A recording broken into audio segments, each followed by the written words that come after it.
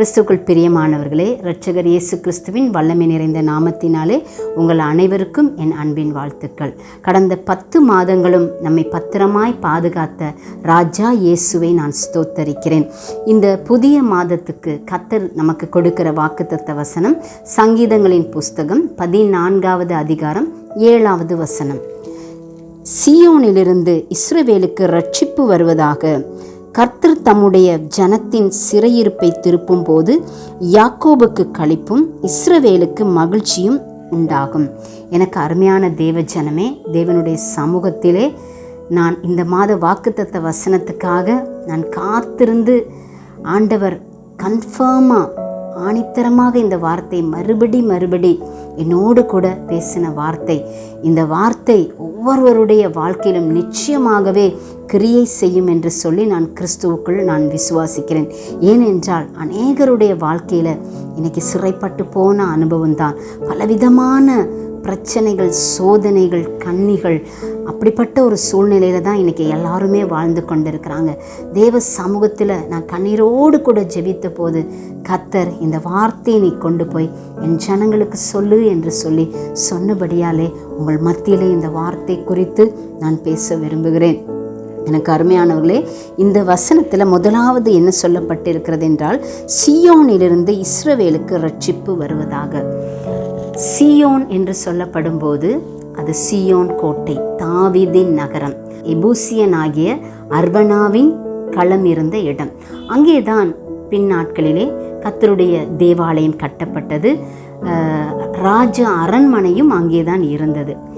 அப்போது அந்த இடத்துல தேவாலயம் இருந்தபடியாலே அது கர்த்தருடைய ஒரு சந்நிதானம், கர்த்தருடைய பாதபடி என்று சொல்லி நாம் இந்த நாட்களில் அதை நமக்கு எடுத்துக்கொள்ளலாம்.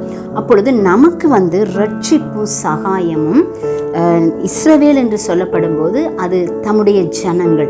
இன்னைக்கு நாமும் ஆவிக்குரிய இஸ்ரவேலர்களாக காணப்படுகிறோம். தேவனுடைய சந்நிதானத்திலிருந்து, தேவனுடைய பாதப்படியில் இருந்து, அவருடைய பிரசன்னத்தில் இருந்து தான் நமக்கு ரட்சிப்பு வரும் என்று சொல்லி இதை நாம் இந்த நாட்களிலே இந்த வசனத்தை அப்படியாக நமக்கு எடுத்துக்கொள்ள வேண்டும்.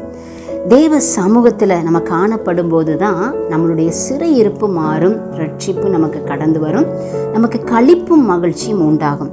இதே அதிகாரத்தில் முதல் வசனத்தை பார்த்தீங்கன்னா, அந்த தேவன், அந்த ஃபஸ்ட்டு வசனத்தில் நீங்கள் வேதத்தை என்னோடு கூட திருப்பி கொண்டு நீங்கள் வாசிக்கலாம். அந்த வசனத்தில் என்ன சொல்லப்பட்டிருக்குன்னா, தேவன் இல்லை என்று மதிக்கெட்டவன் தன் இருதயத்தில் சொல்லிக் கொள்கிறான்னு சொல்லி. அநேகர் இன்னைக்கு கிறிஸ்தவர்கள் கூட அவங்களுக்கு ரொம்ப பிரச்சனை, பாடுகள், கஷ்டங்கள் வரும்போது தேவன் இல்லை, தேவன் இந்த உலகத்தில் இருந்தால் ஏன் எனக்கு இவ்வளோ கஷ்டம் இருக்குன்னு சொல்லி கிறிஸ்தவர்கள் கூட, ஆண்டுடைய பிள்ளைகள் கூட சொல்வதுண்டு. ஆனால் தேவன் இல்லை என்று மதிகேடன் சொல்லுகிறான் என்று சொல்லி தான் வேதம் சொல்கிறது. தேவன் இல்லாவிட்டால் இந்த உலகத்தை சிருஷ்டிக்க முடியுமா? எவ்வளவு அழகாக இந்த உலகத்தை ஆண்டவர் சிருஷ்டித்திருக்கிறாரு. நம்முடைய சரீரத்தின் ஒவ்வொரு அவயங்களையும், ஒவ்வொரு திசுக்கள், நாளங்கள், சுரப்பிகள் ஒவ்வொன்றையும் நம்ம ஆராய்ந்து, நம்முடைய சரீரத்தில் ஒவ்வொரு அவயவங்களை ஆராய்ந்து பாருங்கள், எவ்வளோ அழகாக ஆண்டவர் நம்மை சிருஷ்டித்திருக்கிறார்னு சொல்லி. இன்னும் பார்த்தீங்கன்னா, இந்த அதே அதிகாரத்தில் வசனம் 2-4 வரை நம்ம பார்த்தோம்னா, தேவனை தேடுகிற உணர்வு உள்ளவன் உண்டோ என்று பார்க்க கர்த்தர் பரலோகத்திலிருந்து மனுபுத்திரனை கண்ணோக்கினார். இன்னைக்கு அநேகர் எப்படி இருக்கிறாங்கன்னா, தேவன் இருக்கிறார் என்று அறிவார்கள், ஆனாலும் அவரை தேடுகிற உணர்வில்லாதபடி வாழ்ந்து கொண்டிருக்கிறாங்க. ஆனால் தேவன் இல்லை என்றும் நம்ம சொல்லக்கூடாது. தேவன் இருக்கிறார் என்று நம்பியும் அவரை தேடாத உணர்வுள்ளவர்களாகவும் நாம் வாழாதபடிக்கு எந்த சூழ்நிலையிலும், ஒருவேளை நம் வாழ்க்கையில் எவ்வளோ கஷ்டம் வந்தாலும், நஷ்டம் வந்தாலும், வேதனை வந்தாலும், துன்பம் வந்தாலும், ஒருவேளை யோபுவை பாருங்கள், எவ்வளவு கொடுமையான துக்கம். அவன் தேவன் இல்லை என்று அவன் சொல்லலை. எல்லா சூழ்நிலைகளிலும் அவன் தன்னுடைய சூழ்நிலையை குறித்து அவன் புலம்புனாலும் அவர் சொல்கிறார், கர்த்தர் கொடுத்தாரு, கர்த்தர் எடுத்தாரு, கர்த்தருடைய நாமத்துக்கு ஸ்தோத்திரம்னு சொல்லி தேவனுடைய நாமத்தை அந்த யோபு உயர்த்தினானே தவிர அவன் பதறி போய் தன்னுடைய நண்பர்களைப் போல யோபு பேசவில்லை. நம்முடைய வாழ்க்கையில் நமக்கு கஷ்டம் இருக்கலாம், வேதனை இருக்கலாம், ஆனால் தேவன் இல்லை என்று நம்ம சொல்லவும் கூடாது. தேவன் இருக்கிறார் என்று சொல்லி அறிந்தும் அவரை தேடாத உணர்வற்றவர்களாக நம்ம இருக்கவும் கூடாது. நம்ம எப்பொழுதும் கர்த்தரை எல்லா சூழ்நிலைகளிலும் நம்ம அதிகமாக தேடும்போது, அந்த பிரச்சனை பெருசாக இருக்கலாம், நமக்கு இருக்கிற பாடுகள் ரொம்ப பெருசாக இருந்தாலும் அந்த பாடுகளின் மத்தியில் நாம் என்ன செய்கிறோம் அதை தான் ஆண்டவர் நம்மை உற்று கவனிக்கிறார். நம்ம கர்த்தரை தேடணும். எங்கே பார்க்கணுன்னா, அந்த சியோனிலிருந்து நமக்கு ரட்சிப்பை கர்த்தர் கொடுக்கிறார் அல்லவா.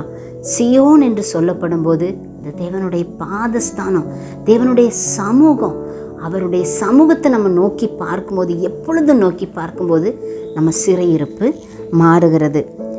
1 நாளாகமம் 16வது அதிகாரம் 11வது வசனம். கர்த்தரையும் அவர் வல்லமையையும் நாடுங்கள், அவர் சமூகத்தை நித்தமும் தேடுங்கள், அப்பொழுது அவர் சிறையிருப்பை மாற்றுகிறார். அப்பொழுது நம்ம சிறையிருப்பு மாறணும்னா அவரை நித்தமும் தேடணும், கர்த்தரை நித்தமும் தேடணும் சொல்லி இந்த வசனம் அழகாக சொல்லுகிறது. கர்த்தரை நித்தமும் தேடும்போது தான் நம்ம சிறையிருப்பு மாறும். நம்ம சொல்லுவோம், இந்த கஷ்டத்தில் எப்படி நான் ஜெபிக்க முடியும், இவ்வளோ பாடுகளின் மத்தியில் நான் எப்படி வேதம் வாசிக்க முடியும்னு சொல்லி அநேகர் சொல்லுவாங்க. என் கஷ்டம் மாறினதுக்கப்புறம் நான் கர்த்தரை தேடுறேன், அவர் சமூகத்தை நான் தேடுறேன், நான் சியோனை நோக்கி பார்க்குறேன், நான் ஜெபிப்பேன், வேதம் வாசிப்பேன், என் கஷ்டம் மாறட்டும்னு. இல்லைங்க, நம்ம இருக்கிற சூழ்நிலையிலேயே கர்த்தரை நித்தமும் நம்ம தேடணும். அப்பொழுது தான் நம்ம சிறையிருப்பு மாறும். நான் சொன்னேன் அல்லவா, அந்த சியோன் கோட்டையில் ராஜ அரண்மனை இருக்கிறது என்று சொல்லி. எனக்கு அருமையானவர்களே, நீங்களும் நானும் ஆராதிக்கிற ராஜா இயேசு கிறிஸ்துவுடைய அந்த சிங்காசனத்தை நோக்கி நம்ம பார்க்கும் போது கர்த்தர் நமக்கு நிச்சயமாகவே நம்ம சிறையிருப்பை திருப்புவார், மாற்றுவார். களிப்பையும் சந்தோஷத்தையும் அவர் நிச்சயமாக அவர் கொடுக்க வல்லமையுடையவராக இருக்கிறார். அடுத்தபடியாக அதே வசனத்தில் சொல்லப்பட்டிருக்கிறது, தம்முடைய ஜனம் என்று சொல்லி கர்த்தர் தம்முடைய ஜனத்தின் சிறையிருப்பை திருப்பும் போதுன்னு சொல்லி.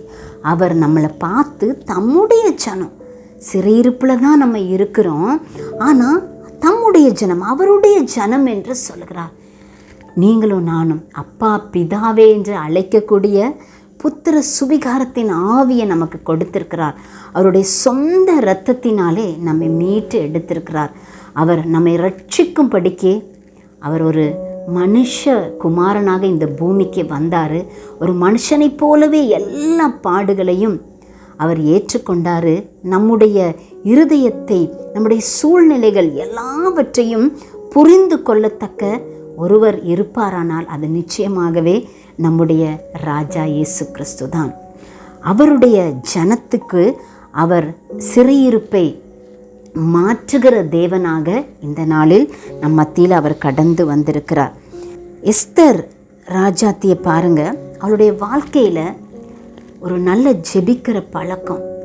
அன்னைக்கு யூதர்கள் எல்லாரையும் அழித்து விட வேண்டும் என்று சொல்லி அந்த ஆமான் திட்டம் போட்டு செயல்படுகிறதையும், ராஜாவினிடத்தில் அதற்கு உத்தரவு கேட்டு பெற்றுக்கொண்டு அதற்கான எல்லா ஆயத்தங்களையும் செய்து கொண்டு வருகிறான். அதே சமயத்தில் ஒரு நாளையும் முன்குறித்து அந்த நாளிலே யூதர்கள் எல்லாரையும் அழித்து விட வேண்டும் என்று சொல்லி, அப்படிப்பட்ட ஒரு இக்கட்டான கஷ்டமான சூழ்நிலையிலும் எஸ்தர் அழுது புலம்பி, ஒருவேளை அவ மனம் கசந்து வேதனையோடு அமர்ந்திருக்காதபடி தன்னுடைய ஜனத்திற்காக ஒரே ஒரு மகள் அவள் எழும்புகிறாள்.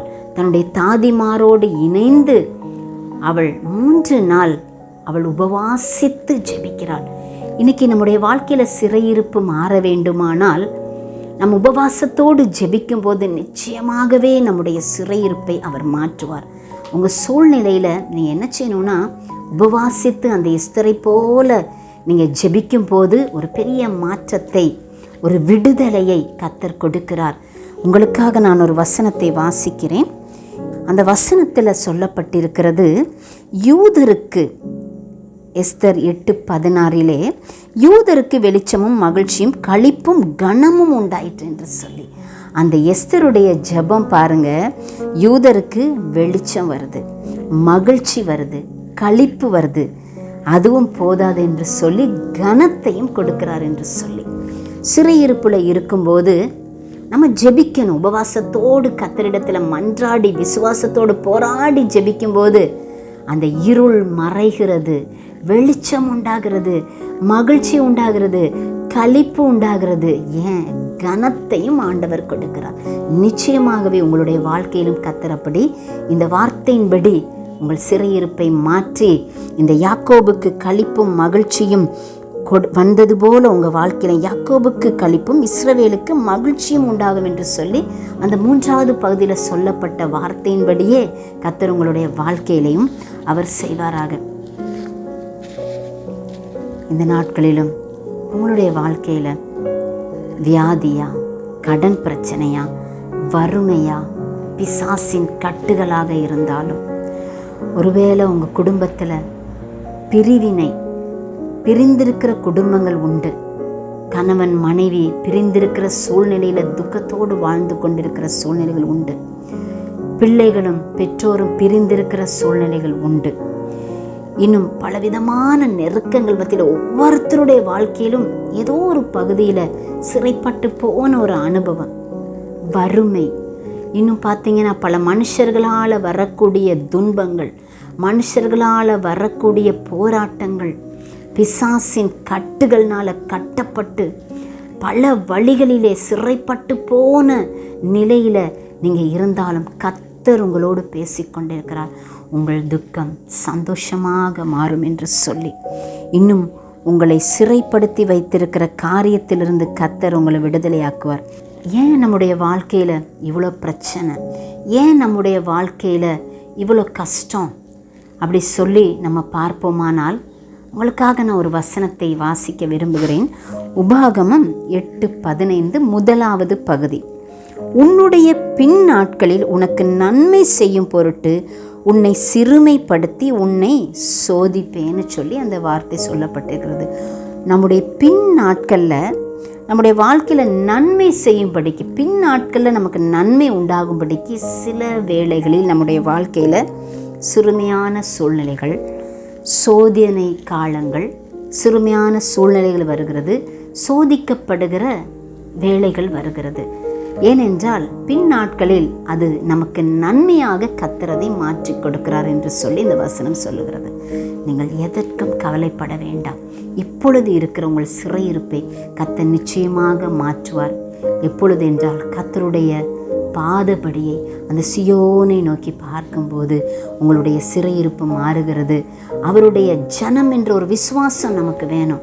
ஆண்டவரே, நாங்கள் உங்களுடைய பிள்ளைகள், நீங்கள் எங்களுடைய தகப்பன், அப்பா பிதா என்று அழைக்கக்கூடிய புத்திர சுவிகாரத்தை நீங்கள் எனக்கு கொடுத்துருக்குறீங்க, நாங்கள் உங்கள் ஜனம், அதனால் நீங்கள் எங்கள் சிறையிருப்பை மாற்றுவீங்கன்னு சொல்லி, அடுத்ததாவது அந்த எஸ்தரை போல நம்ம ஜெபிக்கும் போது அங்கே யாக்கோபுக்கு களிப்பும் இஸ்ரவேலுக்கு மகிழ்ச்சியும் உண்டானது போல கர்த்தர் அந்த உபவாசித்து ஜெபிக்கும் போது கர்த்தர் அப்படிப்பட்ட ஒரு களிப்பு மகிழ்ச்சியை உங்களுடைய வாழ்க்கையில நிச்சயமாக அவர் கொடுத்து உங்களை ஆசீர்வதிக்க விரும்புகிறார். நாம் தலை தாழ்த்தி ஜெபிக்கலாமா? சியோனிலிருந்து இஸ்ரவேலுக்கு ரட்சிப்பு வருவதாக. கர்த்தர் தம்முடைய ஜனத்தின் சிறையிருப்பை திருப்பும்போது யாக்கோபுக்கு களிப்பும் இஸ்ரவேலுக்கு மகிழ்ச்சியும் உண்டாகும் என்று சொல்லி, இந்த நவம்பர் மாதம் கர்த்தர் எங்களுக்கு வாக்குத்தத்தமாக கொடுத்தபடியால் உம்மை நன்றியோடு நாங்கள் அனைவரும் இணைந்து துதிக்கிறோம். சுவாமி, இந்த சத்தியத்தை கேட்டுக்கொண்டிருக்கிற ஒவ்வொரு அருமையான கண்மணி பிள்ளைகளுடைய வாழ்க்கையிலே என் ஆண்டவர் அவர்களுடைய சூழ்நிலைகளை மாற்றுங்க. அவங்க துக்க வஸ்திரத்தை எடுத்து போடுங்க சுவாமி. ஆண்டவரே, சாம்பலுக்கு பதிலாக சிங்காரத்தை நீர் கொடுக்கும்படிக்கு அடிமை கெஞ்சி பிரார்த்திக்கிறேன் ராஜா. ஆண்டவரே, நீர் அவர்களுடைய வாழ்க்கையில் கண்ணீர்கள், ஆண்டவரே, துன்பத்தின் வழியில் நடந்து கொண்டிருக்காங்க சுவாமி. அவங்க கண்ணீரை துடுத்து, அவங்க கண்ணீரையெல்லாம் நீங்கள் துடைத்து, அவங்க துக்கத்தை மாற்றி, துன்பத்தை கண்ட வருஷத்துக்கு சரியாக நீங்கள் மகிழ்ச்சியை தரப்போகிறபடியாலே உம்மை ஸ்தோத்தரிக்கிறேன். ஆண்டவரே, நீங்கள் சொல்லியிருக்கிறீங்க, நான் உனக்கு முன்னே போய் கோணலானவர்களை செவ்வையாக்குவேன் என்று சொல்லி, டிசம்பர் மாதம் எங்களுக்கு எப்படி இருக்குமோ, அடுத்த ஆண்டு எங்களுக்கு எப்படி இருக்குமோ என்று சொல்லி, இதே சூழ்நிலையில தான் என் வாழ்க்கை இருக்க போகிறது என்று சொல்லி கண்ணீரோடு கவலையோடு இருக்கிற அன்பு ஆண்டவரே சகோதர சகோதரிகளுக்காக, பிள்ளைகளுக்காக, ஆண்டவரே வாலிப பிள்ளைகளுக்காக அடிமை ஜெபிக்கிறேன் சுவாமி.